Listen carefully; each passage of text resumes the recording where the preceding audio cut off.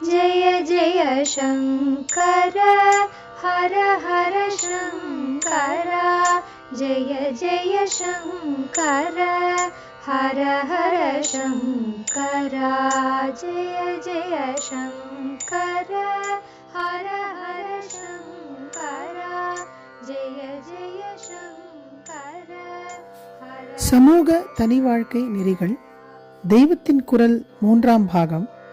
ஆச்சாரம். சீர்திருத்தத்தால் கட்டுப்பாட்டு குலைவு.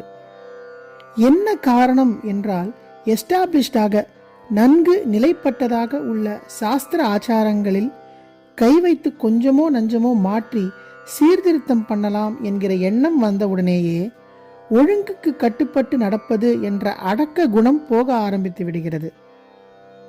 பழையதான ஒரு ஒழுங்குமுறையை இது மனுஷ சுதந்திரத்தை நெருக்கிறது என்று சொல்லி ஒரு சீர்திருத்த தலைவர் மாற்றியவுடனேயே அவரை சேர்ந்தவர்களுக்கு அவரே போடுகிற புது ஒழுக்க நெறிகள் உள்பட எல்லா கட்டுப்பாட்டையும் உடைத்துவிட்டு மனம் போனபடி சுதந்திரமாக இருக்க வேண்டும் என்ற எண்ணம் ஏற்பட்டு விடுகிறது.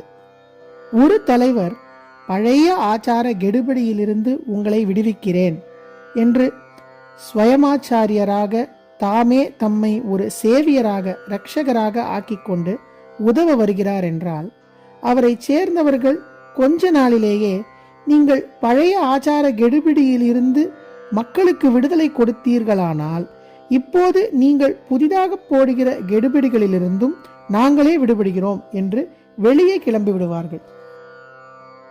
அதனால்தான் எந்த கட்டுப்பாடும் இல்லாமல் ஜனங்களை அவிழ்த்து விட்டிருக்கிற சீர்திருத்த இயக்கங்களைச் சேர்ந்தவர்களைப் போலவே கட்டுப்பாடுகளை வற்புறுத்தும் சீர்திருத்த தலைவரை பின்பற்றுகிறவர்களும் கொஞ்ச காலத்திலேயே அவரவர் இஷ்டப்படி செய்பவர்களாகிறார்கள். தேசபக்தி, நேர்மை, ஸ்வதேசியம், தியாகம் முதலியவற்றை எத்தனையோ கட்டுப்பாட்டோடு காத்து வந்த ஸ்தாபனத்துக்காரர்கள் இப்போது எப்படி இருக்கிறார்கள் என்பதை பார்க்கிறோம் அல்லவா? கீதையின் கட்டளை. இதனால்தான் பகவான் கீதையில் பூர்வாச்சாரத்தில் ஏதேனும் ஒன்றிரண்டு சரியில்லாமல் இருந்தால் கூட அதில் கை வைத்து அறியாமை நிலையிலே இருக்கிற பெரும்பாலான ஜனங்களுக்கு புத்தி கலக்கத்தை உண்டு பண்ணவே கூடாது என்று அடித்து சொல்லியிருக்கிறார். சாஸ்திரத்தில் சொல்லியிருக்கிறபடிதான் சமூக தலைவர்களாக இருக்கப்பட்ட அறிவாளிகள் எல்லா காரியமும் செய்ய வேண்டும். தங்களுக்கு அந்த காரியங்கள் தேவையில்லை, அதற்கு மேல் ஸ்திதிக்கு போயாச்சு என்றால் கூட இப்படி தாங்கள் சாஸ்திரத்தை மீறி பண்ணினால் மற்றவர்களும் கட்டுப்பாட்டை இழந்து புத்தி மாறாட்டத்தில் குளறுபடியாக செய்ய ஆரம்பிப்பார்களே என்பதால் தாங்களும் வழிகாட்டிகளாக சாஸ்திர கர்மாக்களுக்கு கட்டுப்பட்டுத்தான் நடக்க வேண்டும் என்கிறார். ந புத்தி பேதம் ஜனயேத் அஜ்ஞானாம் கர்ம சங்கினாம் ஜோஷயேத் சர்வ கர்மாணி வித்வான் யுக்தஸ் சமாச்சரன். 3வது அத்தியாயம் 26வது ஸ்லோகம். கீதை கீதை என்று இப்போது எல்லோரும் சொன்னாலும் இது மாதிரியான ஸ்லோகங்களை முழுங்கி விடுகிறார்கள். இப்படியேதான் இன்னொரிடத்திலும் எது செய்யலாம் எது செய்யக்கூடாது என்று வியவஸ்தை பண்ணுவதற்கு உனக்கு சொந்தமாக அதிகாரம் கிடையாது. சாஸ்திரத்தை பார், அதுதான் அத்தாரிட்டி. அதில் செய் என்று சொன்னதை செய், செய்யாதே என்பதை செய்யாதே என்று ஒரு அத்தியாயத்தில் முடிந்த முடிவாக சொல்லியிருக்கிறார். தஸ்மாத் சாஸ்திரம் பிரமாணம் தே கார்யா காரிய வியவஸ்திதௌ. 16வது அத்தியாயம் 24வது ஸ்லோகம். ரிஃபார்ம் செய்பவர்களுக்கு கீதை வேண்டியிருக்கிறது. ஆனால் இம்மாதிரி விஷயங்களை அப்படியே மறைத்து கொண்டு போய்விடுகிறார்கள். அல்லது இன்னும் ஒருபடி மேலே போய் இதெல்லாம் இன்டர்போலேஷன், இடைச்செருகல் என்று சொல்லிவிடுகிறார்கள். சீர்திருத்த தலைவர்கள் ரிஃபார்ம் என்று சொல்வதெல்லாம் கடைசியில் அவரவரும் மனஸ் போனபடி ஒரு டிசிப்ளினும் இல்லாமல் இருக்கலாம் என்று அவிழ்த்து விடுவதில்தான் முடிந்திருக்கிறது.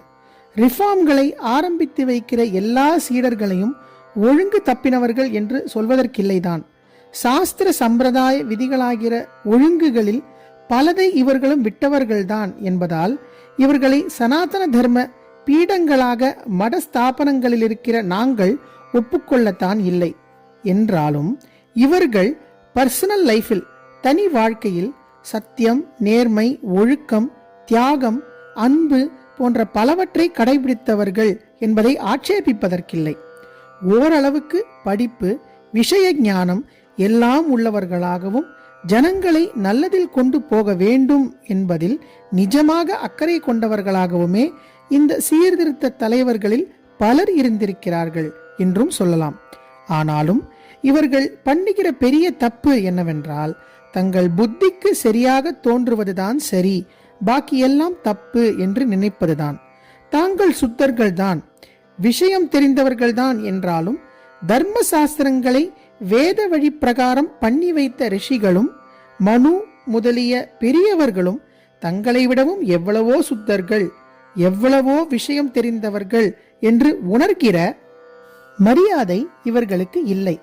இன்னொன்று, அதிருஷ்ட பலன் என்பதாக சாஸ்திரங்களில் சொல்லியிருக்கிறதை நம்பாமல் வெள்ளைக்காரர்கள் எண்ணப்போக்குப்படி இவர்களும் பிராக்டிக்கல் ரிசல்ட் என்று உடனுக்குடனே லோகத்தில் வெளிப்படையாக தெரியும் பலன்களை மட்டுமே கருதி காரியம் செய்வதுதான். யதார்த்தத்துக்கு மேல் யதார்த்தத்துக்கு பிடிபடாத தெய்வ சக்தி ஒன்று இருக்கிறது. அது அப்போதைக்கப்போது கண்ணுக்கு தெரியும்படியாக மட்டும் ரிசல்ட்டை காட்டிவிடுவதில்லை. நம் காரியங்கள், எண்ணங்கள் இவற்றின் பலன் உடனே இங்கேயே தெரியாமல் ஏதோ காலத்தில், ஏதோ ஜன்மாந்திரத்தில், ஏதோ லோகாந்திரத்தில் கூட விளையும்படியாகத்தான் விஸ்தாரமான அளவிலே லீலை பண்ணி கொண்டிருக்கிறது. இப்படி உடனுக்குடனே பலன் தெரியாமல் எப்போதோ விளைய இருப்பதைத்தான் அதிருஷ்ட பலன் என்பது.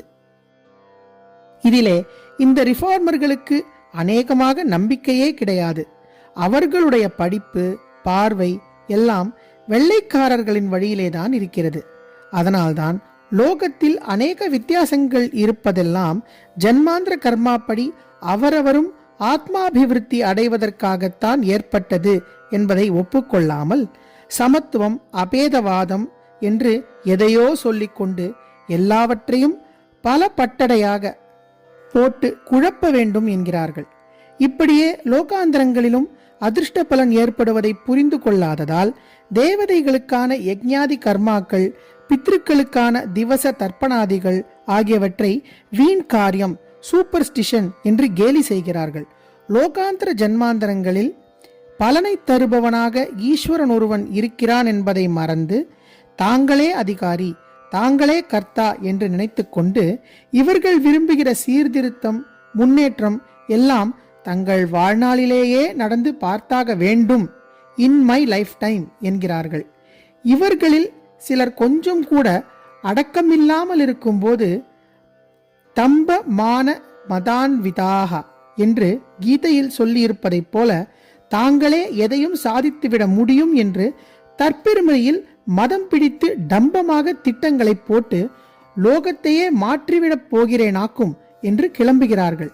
இவர்களை படம் பிடித்து காட்டுவதைப் போல் பகவான் இதமத்திய மயாலப்தம் இமம் பிராப்ஸ்யே மனோரதம், இன்றைக்கு இதை சாதித்து விட்டேனாக்கும், இன்னமும் பெரிசாக நாளைக்கு சாதிப்பேன் என்று வெறும் லௌகிகமாகவே எதையோ பண்ணி பூரித்து போகிறார்கள் என்கிறார். 16வது அத்தியாயம் 13வது ஸ்லோகம். இப்படியெல்லாம் செய்கிறவர்களிடத்தில் சாஸ்திரப்படி சொல்லப்படும் சௌசம், தூய்மை, மடி விழுப்பு பார்ப்பது இருக்காது. எந்த ஆச்சாரமுமே இருக்காது. ந சௌச்சம் ந அபிச்ச ஆச்சாரஹ என்கிறார். 16வது அத்தியாயம் 7வது ஸ்லோகம். உபனிஷத்திலும் ஸ்வயம் தீராக பண்டிதம் மன்யமானாக என்று நானே மகா புத்திசாலி, மகா பண்டிதன் என்று பரலோக விஷயங்களை புரிந்து கொள்ளாமல் கிளம்புகிறவர்களையும் அவர்களை வழிகாட்டியாக கொண்டு பின்னே போகிறவர்களையும் சொல்லி, இவர்கள் எல்லாரும் குருடர்களால் வழிகாட்டப்பட்ட குருடர்கள் மாதிரி சுற்றி சுற்றி தடுமாறிக் கொண்டிருக்கிறார்கள் என்று சொல்லியிருக்கிறது. கடோபனிஷதம் 1.2.5, முண்டகோபனிஷத் 1.2.8. ஜெய ஜெயசங்கர, ஹரஹர சங்கர, மகாபெரிவா சரணம். जय जय शङ्कर हर हर शङ्कर जय जय शङ्कर हर हर शङ्कर जय जय शङ्कर हर